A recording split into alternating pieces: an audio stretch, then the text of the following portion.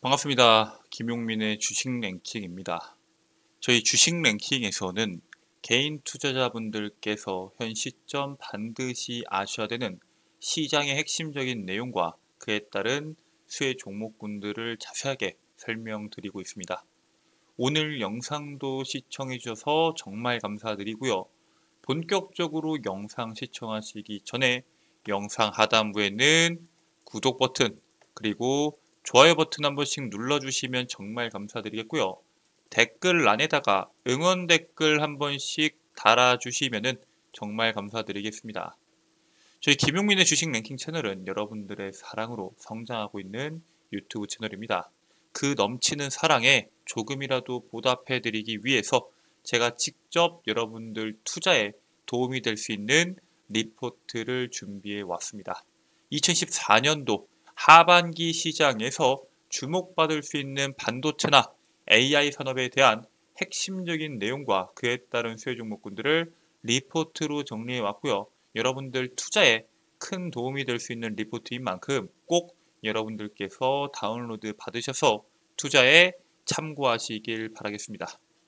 자, 그러면은 본격적으로 리포트가 아닌 여러분들께서 주목하셔야 되는 이 로봇 기업이 어떤 기업인지 그리고 어떠한 모멘텀을 가지고 있는지에 대해서 설명을 시작하도록 하겠습니다. 자, 일단 이번에 테슬라에 대한 주가 움직임을 우리가 먼저 주목해 볼 필요가 있습니다. 머스크 CEO와 트럼프 전 대통령의 정치적인 동행이 이루어지면서 테슬라에 대한 주가가 강세가 나왔습니다. 최근까지 10일 거래일 연속 상승세가 나온다던가 올해 1년 내내 빠졌던 테슬라에 대한 주가가 플러스로 전환이 된다던가 테슬라에 대한 주가 강세 이유로 여러 가지에 대한 이유들이 있습니다. 테슬라에 대한 차량 인도량이 늘었다부터 해가지고 금리 인하됐을 때 전기차 산업에 대한 긍정적인 내용이 나올 것이다. 여러 가지에 대한 내용이 있는데 사실 가장 핵심적인 내용으로는 트럼프 전 대통령과의 동행을 주목하고 있습니다. 머스크 CEO는 트럼프 후보를 공개 지지 선언한 것은 물론이고요. 선거 운동을 돕는 슈퍼팩에다가 매월 4,500만 달러를 기부를 약속을 했습니다. 즉 사실 트럼프 대통령이 전기차에 대해서 굉장히 부정적인 내용을 많이 말했음에도 불구하고 테슬라에 대해서는 긍정적일 것이다 라고 내용이 나오는 것도 다 여기에 근거가 되어 있습니다.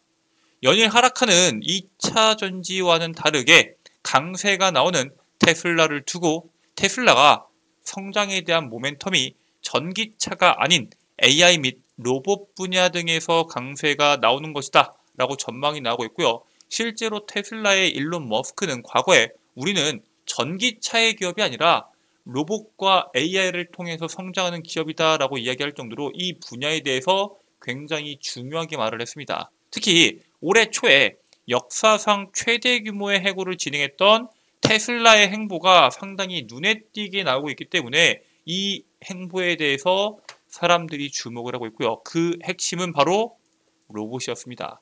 테슬라의 로봇에 대한 내용인데 테슬라의 로봇 중에서 우리가 잘 알고 있는 옵티머스에 대한 내용들이 있죠. 사실 그 옵티머스보다도 더 먼 미래를 보고 있습니다.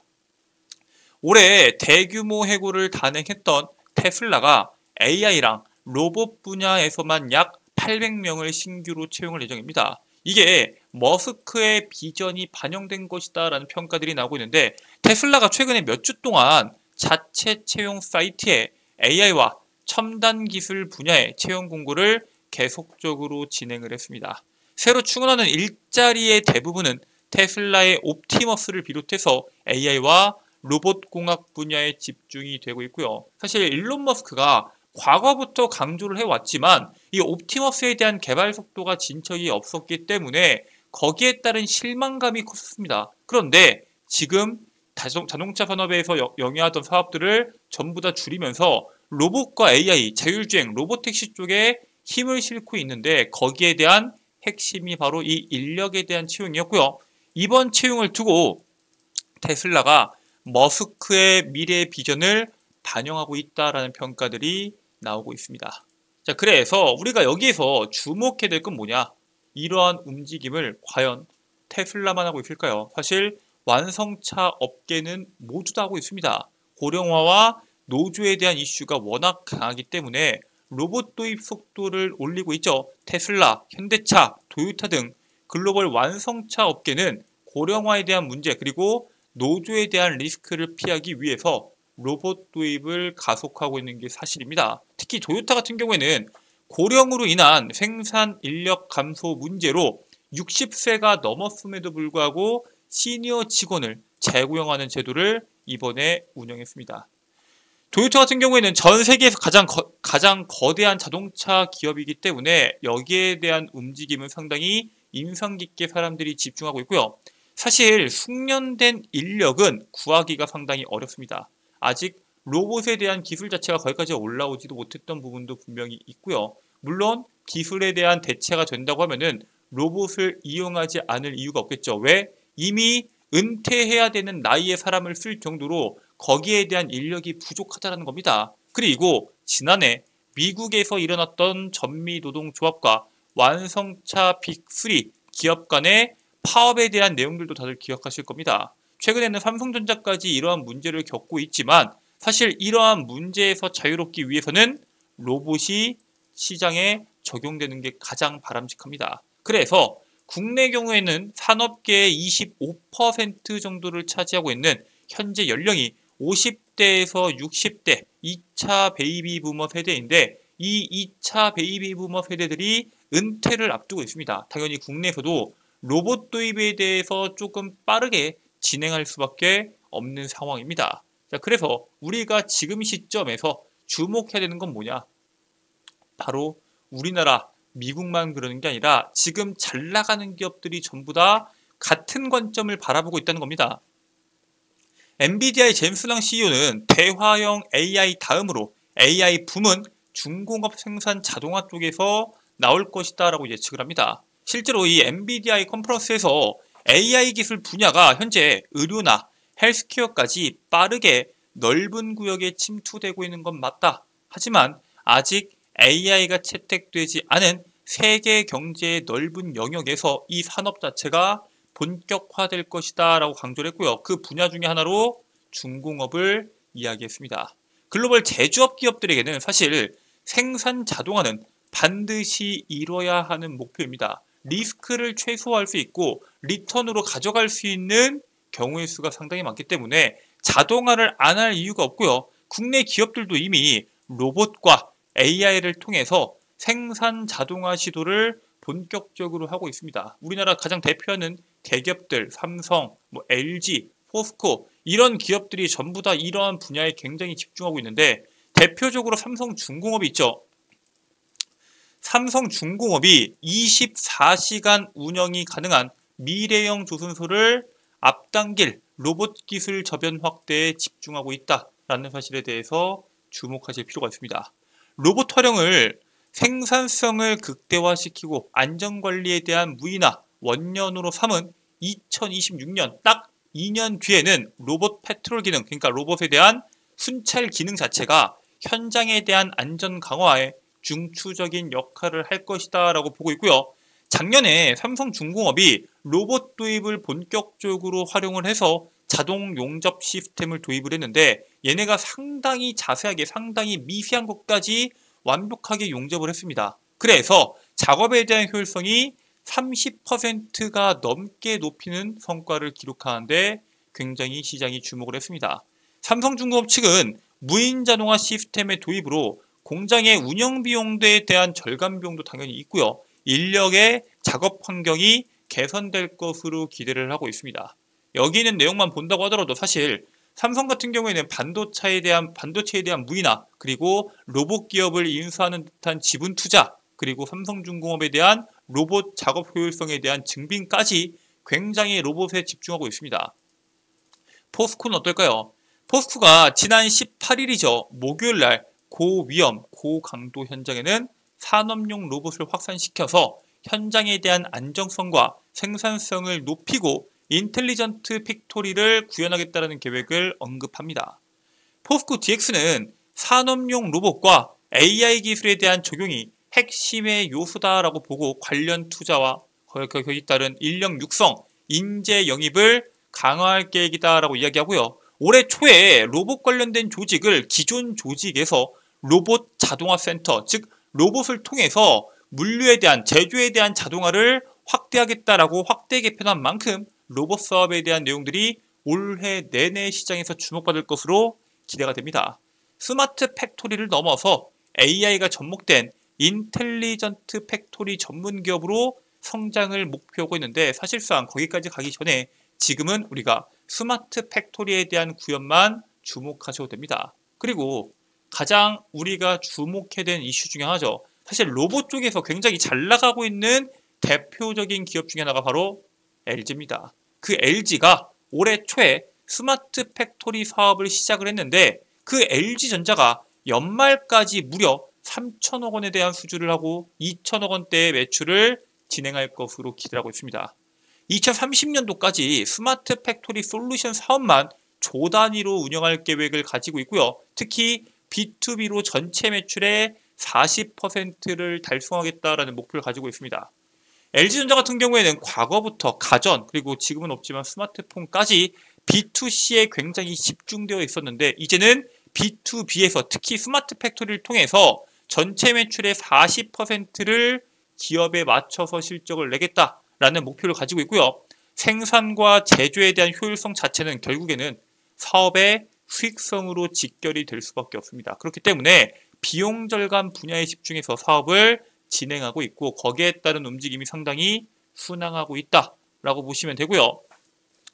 LG전자가 지난 66년간 축적해 왔었던 제조와 생산에 대한 노하우를 바탕으로 진행하는 무형자산의 산업인 만큼 실적과 이익률이 상당히 높을 것으로 기대됩니다. 지금까지 LG전자가 가전을 잘 만든다라는 내용들을 말을 하면서 가전을 생산해서 소비자에게 판매했었는데, 이번엔 어때요? 솔루션만 만들어서 무형입니다. 물건이 없기 때문에 그 솔루션에 대한 운영만 잘한다면은 엄청난 영업 마진이 나와줄 수 있을 것이다 라고 기대하고 있고요. 특히나 기업들이 전체 매출의 40%를 달성할 것이다라는 게 무슨 뜻이에요? 기업들의 스마트 팩토리가 점점 빨라지고 많아질 것이다라는 거겠죠. 아니 근데 대기업들은 분명히 스마트 팩토리로 전환할 수 있겠지만 중소기업들은 전환하기 힘든 거 아니냐, 이렇게 생각할 수 있습니다. 하지만 이미 우리나라에서는 대기업들이 중소기업들에 대한 도움을 준비하고 있습니다. 일단 LG전자의 스마트 팩토리 사업을 보면은 프라임부터, 그러니까 생산 라인과 설비의 공급 수량을 결정하기 위해서 최적화 솔루션을 하고 있고요. 프리즘, 디지털 트윈을 활용해서 가상 공장을 모사한 시뮬레이션을 진행합니다. 그래서 실시간으로 스마트 팩토리 운영 현황을 모니터링할 수 있습니다. 우리가 원전이나 위험한 거에 대해서 이러한 디지털 트윈에 대한 내용들을 많이 들어봤을 텐데, 실질적으로 어떻게 운영을 했을 때 얼마나 많은 효율성이 나오고 어떠한 문제가 생길 수 있는지에 대해서 미리 체크한다라고 보시면 되고요. 기존과는 다르게 산업용 자율주행 로봇까지 이용해서 이제 운반에 대한 내용들까지 전부 다 섭렵할 것으로 기대를 하고 있고요. 인공지능 비전문가가 직접 AI를 검사 적용할 수 있는 노코딩 플랫폼까지 한꺼번에 수출을 해서 실적을 올리려는 계획을 가지고 있습니다.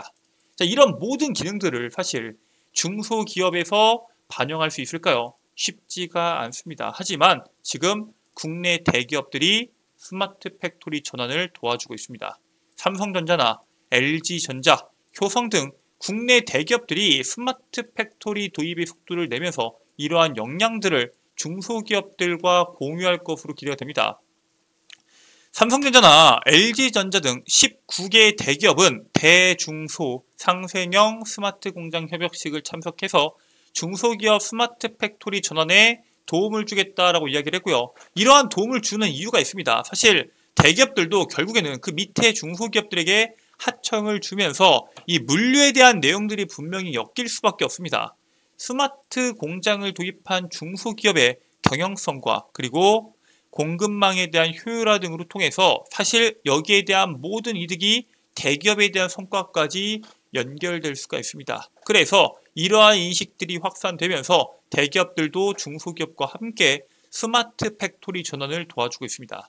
특정 대기업뿐만 아니라 중소기업까지 스마트 팩토리에 대한 전환이 빨라지고 있는 지금 가장 수혜받을 수 있는 종목군들을 여러분들께서 주목하실 필요가 있다라고 말씀을 드리고요. 그 기업은 바로 스맥입니다.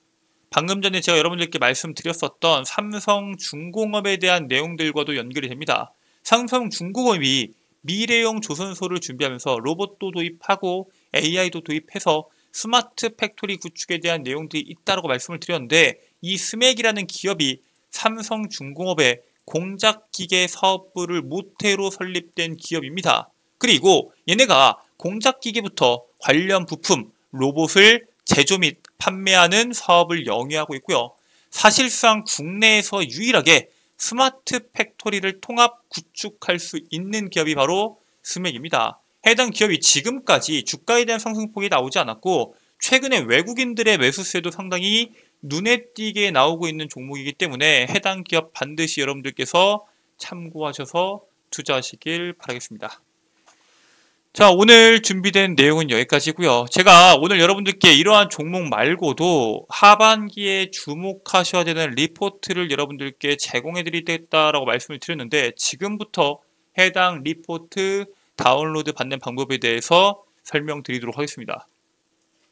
자, 일단 여러분들 핸드폰 보시면은 아이폰을 사용하시는 분들은 앱스토어, 갤럭시를 이용하시는 분들은 구글 플레이나 플레이 스토어를 이용하셔서 김용민의 급등 시그널 어플리케이션을 다운로드 받으실 수가 있습니다. 그래서 여러분들께서 구글 플레이 기준에서 우측 상단에 있는 검색 버튼 눌러주시고요.